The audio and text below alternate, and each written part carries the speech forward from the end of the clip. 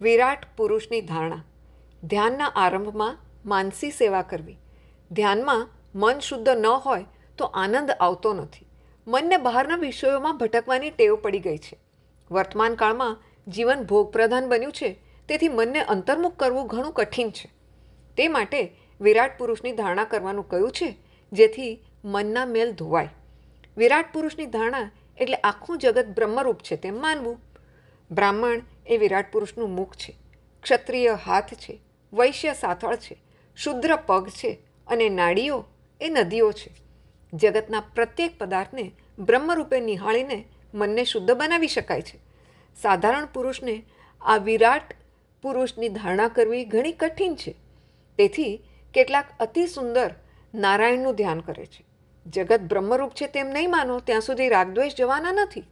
કેટલાક જગતને બ્રહ્મમય માને છે તો કેટલાક દરેક પદાર્થમાં બ્રહ્મ સ્વરૂપનો અનુભવ કરે છે. રાગ દ્વેષનો નાશ કરવા વિરાટ પુરુષનું ધ્યાન ધરવું. આખું જગત વિરાટ પુરુષનું સ્વરૂપ છે એવી ભાવના કરવામાં આવે તો જગતની કોઈ પણ વસ્તુ પ્રત્યે હીનભાવ કે કુભાવ થશે નહીં. હરિ જ જગત છે એમ માનો. બ્રહ્મ દ્રષ્ટિથી જગત સત્ય છે. બ્રાહ્મણ ભગવાનના મુખમાંથી નીકળ્યા છે, એટલે બ્રાહ્મણનું અપમાન મારા પ્રભુના મુખનું અપમાન છે. વૈશ્ય સાથળમાંથી નીકળ્યા છે, એટલે વૈશ્યનું અપમાન એ મારા પ્રભુના સાથળનું અપમાન છે. આમ કોઈનું અપમાન એ પ્રભુના અપમાન બરાબર ગણાય છે. માટે કોઈનું અપમાન કરાય નહીં. સંસારમાં જડ ચેતન પ્રત્યે ભેદભાવ રાખશો ત્યાં સુધી ધ્યાનમાં એકાગ્રતા આવશે નહીં. ત્યાર પછી શુકદેવજીએ વૈરાગ્યનો ઉપદેશ કર્યો. વૈરાગ્ય વગર ધ્યાન નથી. ધ્યાનમાં એકાગ્રતા આવતી નથી. જ્યાં સુધી સંસારનું સ્મરણ છે ત્યાં સુધી દુઃખ છે જ. વિરાટ પુરુષનું ધ્યાન કરવા તીવ્ર વૈરાગ્યની જરૂર છે. આખું જગત બ્રહ્મરૂપ છે એમ માનીને જ્ઞાની પુરુષો લલાટમાં બ્રહ્મના દર્શન કરે છે. વૈષ્ણવો હૃદયમાં ચતુર્ભુજ દ્વારિકાનાથના દર્શન કરે છે.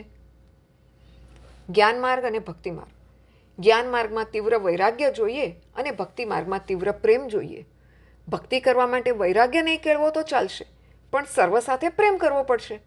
સર્વ સાથે પ્રેમ કરો અથવા એકલા ઈશ્વર સાથે પ્રેમ કરો.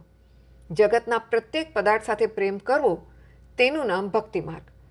જ્ઞાન માર્ગ ત્યાગ પ્રધાન છે, જ્યારે ભક્તિ માર્ગ સમર્પણ પ્રધાન છે. જ્ઞાની નિષેધ કરતાં કરતાં પરિનિષેધમાં જે બાકી રહે છે તેમાં મનને દ્રઢ કરે છે. સામાન્ય મનુષ્ય માટે જ્ઞાન માર્ગ સુલભ નથી. મનુષ્ય સર્વનો ત્યાગ કરી શકતો નથી. શરીર અને આત્મા બંને જુદા જુદા છે એમ બધા કહે છે, પણ સમજે છે કોણ? ભક્ત ગાયમાં રહેલા શ્રી કૃષ્ણની સેવા ઘાસમાં રહેલા શ્રી કૃષ્ણથી કરે છે.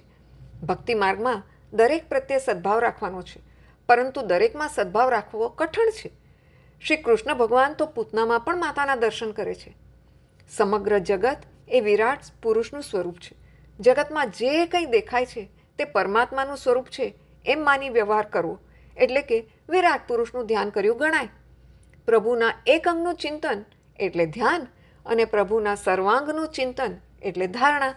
દાસ્ય ભક્તિથી હૃદય જલ્દી દીન બને છે. ધ્યાન યોગની કથા કપિલ ગીતામાં વિગતવાર વર્ણવી છે. સાધક સાવધાન થઈને ધ્યાન કરે તો સમજાય કે માયામાં જે શક્તિ છે તે ખોટી છે. ઈશ્વરનું ચિંતન ન થાય તો વાંધો નહીં, પણ સંસારનું ચિંતન કરશો જ નહીં. સંસારને છોડવાની ટેવ પાડો. ધ્યાન વગર ઈશ્વરનો સાક્ષાત્કાર થતો નથી. જેવું પૈસાનું ધ્યાન કરો છો તેવું જ પરમાત્માનું પણ ધ્યાન કરો. આરંભમાં આંખ આગળ અંધારું દેખાશે, પણ ધૈર્યની સાથે યોગ ધારણાથી મનને વશ કરવું. મનથી પ્રભુના સર્વાંગની ધારણા કરવી. મન સ્થિર થશે ત્યારે ધારણા સ્થિર થશે. ત્યારે જ પ્રભુનું મંગલમય સ્વરૂપ દેખાશે અને ભક્તિ યોગની પ્રાપ્તિ થશે. ધ્યાનમાં મન સ્થિર ન થાય તો તેને મરણની બીક બતાવજો, જેથી એ સ્થિર થાય. ક્ષણભંગુર જીવન કી કલિકા કલ પ્રાત સમય ખીલી ન ખીલી. મલિયા ચલ કી રૂચિ ગંધ સુમીર ચલી ન ચલી. કલી કાલ કો ઠાર લીએ ફિરતા તન નમ્ર હૈ ચોટ ઝીલી ન ઝીલી. રટલે હરિ નામ અરી રસના અંત સમય में हिली न हिली. અરે રસના અંત સમય મેં હિલી ન હિલી. જ્ઞાનદેવે મનને ગુરુ બનાવ્યા છે. મનનો ખરો ગુરુ આત્મા છે. એકનાથ મહારાજ પાસે એક વૈષ્ણવ આવીને કહે, મહારાજ, તમારું મન સદા સર્વદા ઈશ્વરમાં સ્થિર કઈ રીતે થાય છે? તમારું મન 24 કલાક ઈશ્વરમાં સ્થિર રહે છે, મારું મન અડધો કલાક પણ નથી રહેતું. તેનું શું કારણ? મનને સ્થિર કરવાનો કોઈ ઉપાય બતાવો. એકનાથ મહારાજે શાબ્દિક નહીં ક્રિયાત્મક ઉપદેશ દેવાનું વિચાર્યું. તે કહે, ભાઈ, હમણાં બધું જવા દે.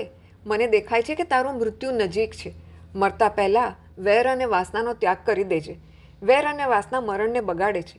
7 દિવસ પછી તું મારી પાસે આવજે. પેલા વૈષ્ણવને તો મૃત્યુનું નામ સાંભળીને જ હોશકોશ ઉડી ગયા. એ તો ઘેર આવી બધું જ પુત્રોને સોંપી દીધું. સૌની ક્ષમા યાચના માગી. પછી એક ચિત્તે ઈશ્વરનું ધ્યાન કરવા લાગ્યા. 7 દિવસ પછી એકનાથ મહારાજ પાસે આવ્યા. મહારાજે પૂછ્યું, બોલ ભાઈ, આ 7 દિવસમાં શું કર્યું? તારા હાથે કંઈ પાપ થયું? વૈષ્ણવ કહે, અરે, મરણની તો એવી બીક લાગી કે હું તો બધું જ છોડી ઈશ્વરના ધ્યાનમાં લાગી ગયો. પાપ કરવાનો તો વિચાર સુદ્ધા આવ્યો નહીં. એકનાથ મહારાજે કહ્યું, મારી એકાગ્રતાનું રહસ્ય આ જ છે. હું રોજ મૃત્યુને યાદ કરું છું, એટલે મારું મન સર્વ વિષયોમાંથી હટી શ્રી કૃષ્ણના ધ્યાનમાં એકાગ્ર બની જાય છે. આપણું મન પરમાત્મામાં તન્મય ન થાય તો વાંધો નહીં, પણ જગત સાથે તન્મય ન થાય એનું બરાબર ધ્યાન રાખજો. પરમાત્માનું ધ્યાન કરતાં જીવ ઈશ્વરમાં એકરૂપ થઈ જાય છે. ધ્યાન કરનારો ધ્યેયમાં મળી જાય છે. ધ્યાતા, ધ્યાન અને ધ્યેય ત્રણેય એક થાય, આ જ અદ્વૈત છે, આ જ મુક્તિ છે. ધ્યાતા, ધ્યાન અને ધ્યેય અને દર્શન, દ્રષ્ટા અને દ્રશ્ય એક થાય તો માનવું કે ધ્યાનમાં અને દર્શનમાં એકાગ્રતા આવી, એટલે કે તેને ઈશ્વર સિવાય બીજું કંઈ દેખાતું નથી. લોકો ઈશ્વરને ધન આપે છે, પરંતુ પરમાત્મા તો સૌની પાસે મન માગે છે. વ્યવહાર કરો, પણ મનમાં શ્રી કૃષ્ણને રાખીને વ્યવહાર કરો. પનિયારે કો ધ્યાન લગો મટકી મેં. પનિયારી પાણી ભરીને ઘેર આવતી હોય ત્યારે રસ્તામાં એકબીજા સાથે વાતો કરે છે, પણ તેનું ધ્યાન તો સતત માથા પરની મટકી પર હોય છે. આ રીતે સંસારના વ્યવહારો પણ ઈશ્વરનું સ્મરણ રાખીને કરજો. જગતના પદાર્થોમાં આસક્તિ રાખશો નહીં. વિષયાનંદીને બ્રહ્માનંદ સમજાશે નહીં. ઉપનિષદમાં દ્રષ્ટાંત આપ્યું છે. ખાંડની પૂતળી સાગરનું ઊંડાણ માપવા નીકળી અને પોતે સાગરમાં વિલીન થઈ ગઈ. સાગર સાથે મળી ગઈ. ઈશ્વરમાં મળેલા મનને કોઈ જુદું કરી શકતું નથી. ધ્યાન કરવાથી જીવનો લય પરમાત્મામાં થાય છે, પછી જીવપણું રહેતું જ નથી. ભાગવતમાં જ્ઞાન માર્ગ અને ભક્તિ માર્ગ બંને બતાવ્યા છે. જ્ઞાન માર્ગમાં જીવ ઈશ્વર સાથે એક થાય છે, ઈશ્વરમાં મળી જાય છે. જ્યારે વૈષ્ણવ આચાર્યો થોડું દ્વૈત રાખીને અદ્વૈત માને છે. ભક્તિનો આરંભ ભલે દ્વૈતથી થાય, પણ તેની સમાપ્તિ અદ્વૈતમાં થાય છે. ભક્ત અને ભગવાન અલગ રહી શકતા નથી. જે જીવ ભગવાનમાં મળી ગયો તેને પ્રભુ પોતાનાથી અલગ કરી શકતા નથી. ઉપનિષદમાં પરમાત્માનું વર્ણન કરતાં કહ્યું છે કે રસો વૈ સહ, ઈશ્વર રસરૂપ છે. વૈષ્ણવો અભેદભાવમાં માને છે. જળમાં રહેલો માછલો પાણી પી શકતો નથી, તે જ રીતે જે બ્રહ્મરસમાં ડૂબી ગયો છે, એટલે કે બ્રહ્મરૂપ થઈ ગયો છે, તે પરમાત્માના રસાત્મક સ્વરૂપનો અનુભવ કરી શકતો નથી. જીવ બ્રહ્મરૂપ થાય છે ત્યારે આ આનંદનો અનુભવ તેને થતો નથી. આનંદનો અનુભવ લેવા માટે તેણે થોડું અલગ રહેવું પડશે, થોડું દ્વૈત રાખવું પડશે. તેથી ભક્તો કહે છે, હું ઈશ્વરનો અંશ છું, હું મારા શ્રી કૃષ્ણની ગોપી છું, મારે શ્રી કૃષ્ણની સેવા કરવી છે, મારે તેમની સાથે એક થવું નથી, મારે તો ગોલોકધામમાં જવું છે. તુકારામ કહે છે, મને કીર્તન કરવામાં જે આનંદ આવે છે તે વિઠ્ઠલ થવામાં નથી આવતો. જીવ ઈશ્વરનો અનુભવ ક્યારે કરી શકે? જ્યારે તે ઈશ્વરથી જુદો રહે. એટલે જ વૈષ્ણવ આચાર્યો જીવ ઈશ્વરથી થોડો અલગ રહે તેમ ઈચ્છે છે. ઈયળ ભમરીનું ચિંતન કરતાં કરતાં ભમરી બની જાય છે. તે જ રીતે જીવ બ્રહ્મનું ચિંતન કરતાં કરતાં બ્રહ્મરૂપ બની જાય છે. આ થઈ કૈવલ્ય મુક્તિ. પરંતુ વૈષ્ણવો તો કૈવલ્ય મુક્તિ ન ઈચ્છતા ઈશ્વરની પૂજા, સેવા કરવા માટે અને તેનો રસાસ્વાદ માણવા માટે થોડું દ્વૈત રાખે છે. અશોકવનમાં રામવીરમાં સીતાજી રામનું અખંડ સ્મરણ કરે છે. સીતાજી ધ્યાનમાં તન્મય થયા છે. સર્વત્ર રામ દેખાય છે. માતાજી ભૂલી ગયા છે કે હું સીતા છું. આ થઈ કૈવલ્ય મુક્તિ. સીતાજીને ઘણીવાર થયું કે હું રામરૂપ છું. તે સ્ત્રીત્વ ભૂલી જાય છે. આમ જીવ શિવ બની જાય છે ત્યારે જીવ કૃતાર્થ થાય છે. સીતાજી ત્રિજટાને કહે છે, મેં સાંભળ્યું છે કે ઈયળ ભમરીનું ચિંતન કરતાં કરતાં ભમરી બની જાય છે, તો હું રામજીનું ચિંતન કરતાં કરતાં રામ બની જઈશ તો? ત્રિજટા કહે છે, માતાજી, તમે રામરૂપ થાવ તે તો સારું છે. જીવ શિવ થાય ત્યારે જીવ કૃતાર્થ થાય છે. સીતાજી કહે, અરે, જો હું રામજીનું ચિંતન કરતાં કરતાં રામ રૂપ બની જાઉં તો પછી રામજીની સેવા કોણ કરશે? સીતા થઈ રામની સેવા કરવામાં જે આનંદ થાય છે તે રામ થવામાં નથી.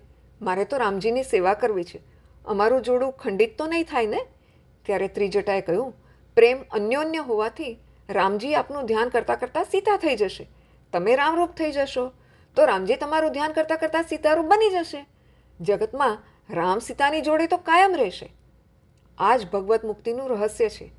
વૈષ્ણવ આચાર્યો પહેલાં દ્વૈતનો નાશ કરે છે અને અદ્વૈત પ્રાપ્ત કરે છે. ત્યારબાદ તેઓ કાલ્પનિક દ્વૈત રાખે છે, જેથી કનૈયાને ગોપી ભાવે ભજી શકાય. મારે શ્રી કૃષ્ણ થવું નથી, મારે તો ગોપી થઈ શ્રી કૃષ્ણની સેવા કરવી છે. આમ ઉપર પ્રમાણે મુક્તિનું 2 પ્રકારે વર્ણન કર્યું છે. 17 તત્વોનું સૂક્ષ્મ શરીર છે. સ્થૂળ શરીર અને સૂક્ષ્મ શરીરનો નાશ થાય એટલે મુક્તિ પ્રાપ્ત થાય છે. વિચાર પ્રધાન મનુષ્યો જ્ઞાન માર્ગ પસંદ કરે છે અને ભાવના પ્રધાન મનુષ્યો ભક્તિ માર્ગ. ઈશ્વરથી વિભક્ત ન થાય તેનું નામ ભક્તિ. ભક્તિ સર્વ સાધનોમાં શ્રેષ્ઠ છે. ભક્તિ શૂન્ય પુરુષોમાં સર્વ સાધન નિષ્ફળ જાય છે. કથા એ જીવ અને ઈશ્વરનું મિલન કરાવવાનું સાધન છે.